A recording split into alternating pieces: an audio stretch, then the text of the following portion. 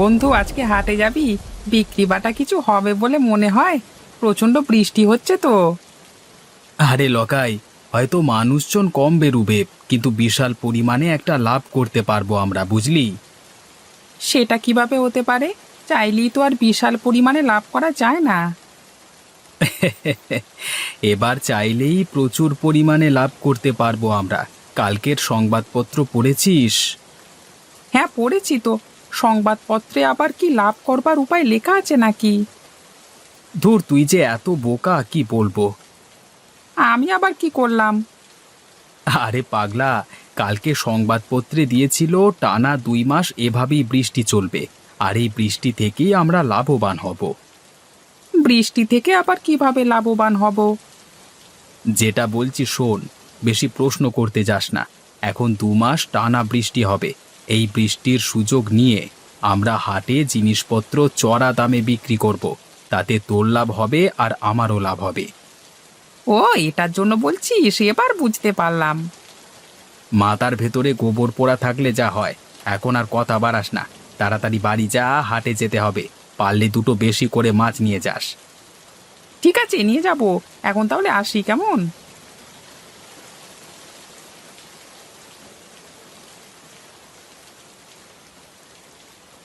আজকে হাটে তো একটা দোকানও খোলা নেই। ভালোই হলো, আমাদের কাজ আরো সুবিধের হয়ে গেল। ঠিক বলেছিস লকাই। চল, একটা ছাউনির নিচে গিয়ে বসি। মনে হয় আজকে আর কেউ বেশি দোকান খুলবে না।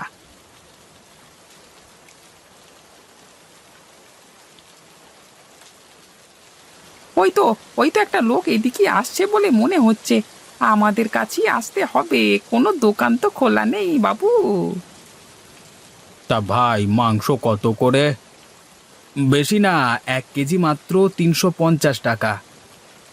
1 কেজি মাংস? তাও আবার মুরগির মাংস 350 টাকা? ওরে বাবা! এই বর্ষার দিনে জিনিসপত্রের দাম তো বাড়বেই। এত বৃষ্টিতেও দোকান খুলেছি, দাম তো একটু বেশি হবেই। আশেপাশের কোনো দোকানই খোলেনি, দেখুন না। সে না হয় বুঝলাম, তা বলে এত দাম? এত বৃষ্টিতে কোনো দোকানদার দোকান খোলেনি, শুধুমাত্র আমরা দুজন বসেছি। দামটা একটু বেশি তো দিতে হবেই দাদা। আচ্ছা আচ্ছা, আমায় 2 কেজি মুরগির মাংস দিও। এই নিন আপনার 2 কেজি মাংস। আপনার হয়েছে 700 টাকা। এই নিন আপনার টাকা। বলিস কি রে ভাই, একদিনেও এত টাকা মুনাফা আমি তো আগে কখনো দেখিনি। দাঁড়া দাঁড়া, মনে হচ্ছে আরো একজন আসছে।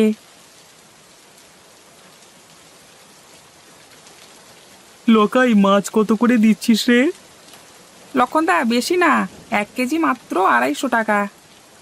1 কেজি মাছ 250 টাকা? তোরা কি পেয়েছিস বলতো?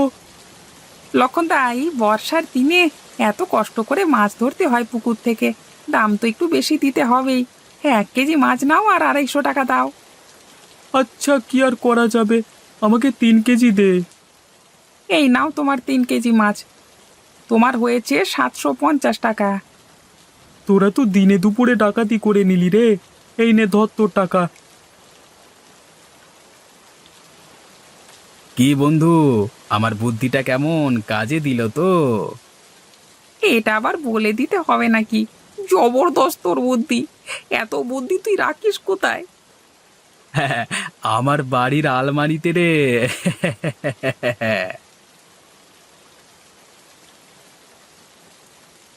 ও ভায়া, আরে হাটের দিকে গিয়েছিলে নাকি? হ্যাঁ, হাটে গেছিলাম, দিনে দুপুরে ডাকাতি করে নিলে। কেন গো, তোমার সাথে আবার কে ডাকাতি করলো? কি আর করবে ডাকাতি? তোমাদের পাড়ার নগেন মাংস বিক্রি করছিল, আমি কিনলাম, 350 টাকা কেজি হিসেবে নিল। বলেন কি গো, 150 টাকার মাংস 350 টাকা নিল? একেবারে 200 টাকা বেশি। তার বলতে, হাটে কোনো দোকান খোলেনি বলে যা ইচ্ছে তাই করছে ওরা। আচ্ছা, আমি এখন বাড়ি যাই, দেরি হয়ে যাচ্ছে আমার আবার।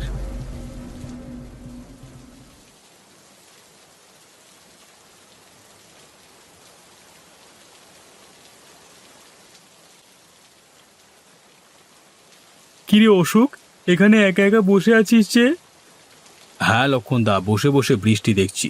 তো বাড়িতে তো আর মন ঠিক ছিল না, তাই চলে এলাম। তা তুমি কোথায় গিয়েছিলে? এই হাটে গিয়েছিলাম হাট করতে। তা হাটের কি অবস্থা গো লক্ষণদা, দোকান খুলেছে?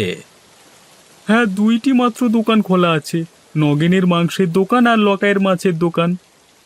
লক্ষণদা, তুমি কি নিলে, মাছ না মাংস? আর বলিস না রে ভাই, আমি 3 কেজি মাছ নিলাম, তাও কত দামে জানিস? 1 কেজি মাত্র 250 টাকা হিসেবে, বাবারে বাবা! বাপরে বাপ, সুযোগের সৎ ব্যবহার করে নিচ্ছে ওরা দুজন, বুঝলে তো? যা বলেছিস, 150 টাকা কেজি মাছটা বিক্রি করছে 250 টাকা কেজিতে, ভাবা যায়? এত দামে বিক্রি করবে ওরা, এটা ভাবা যায় না। এই তো একটা বুদ্ধি মাথায় আসছে বলে মনে হচ্ছে, এই সুযোগটাকে হাতছাড়া করলে হবে না। ওই ইংরেজিতে কি যেন বলে, একটু বিজনেস করা যাক।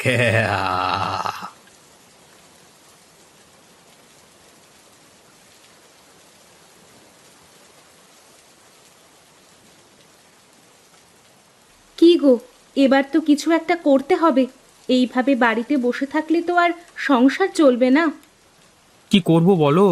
কাল সংবাদপত্রে দিয়েছিল এখন 2 মাস টানা মুষলধারে বৃষ্টি হবে।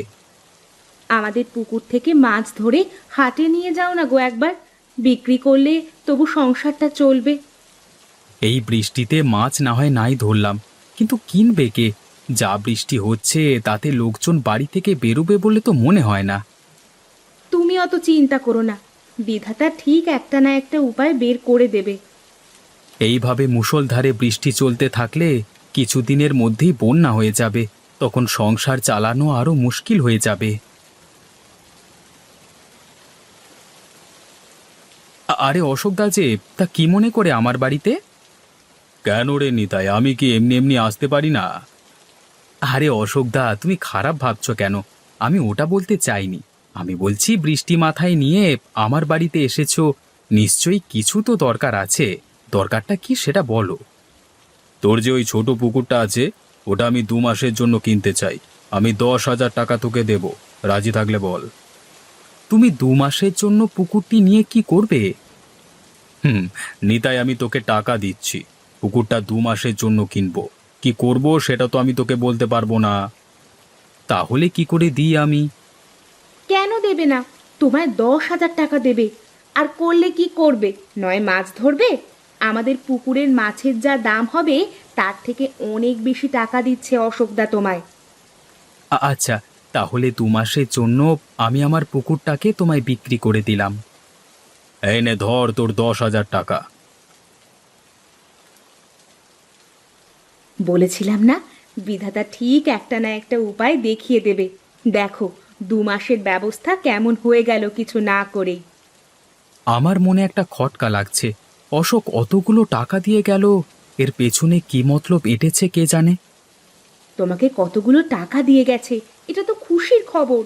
এবার পুকুর নিয়ে ও যা পারে করুক। না গো গিন্নি, ও মহা ধড়িবাজ লোক, তাই ভাবতে বাধ্য হচ্ছি। অত শত ভাবতে হবে না তোমায়, যা পেয়েছো তা নিয়েই খুশি থাকো। বল লকাই, আমার পরিকল্পনাতে কেমন ব্যবসা করছিস? একদম ফাটাফাটি। এরকম চলতে থাকলে আমরা কিছুদিনের মধ্যেই অনেক ধনী হয়ে যাব। নগেন, লকাই, তোদের সাথে একটু জরুরি কথা আছে। হ্যাঁ, বলো না, কি কথা? নগেন, আমি তোর পোল্ট্রি ফার্মটা 2 মাসের জন্য কিনতে চাই, আর তার জন্য আমি তোকে 10,000 টাকা দেব।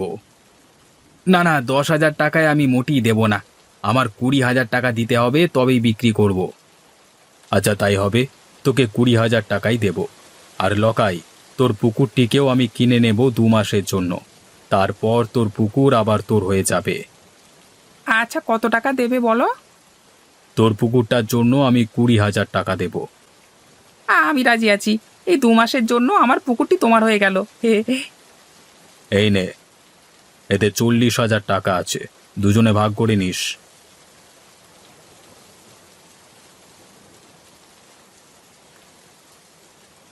নে তাড়াতাড়ি হাত চালা, আবার হাটে গিয়ে বিক্রি করতে হবে।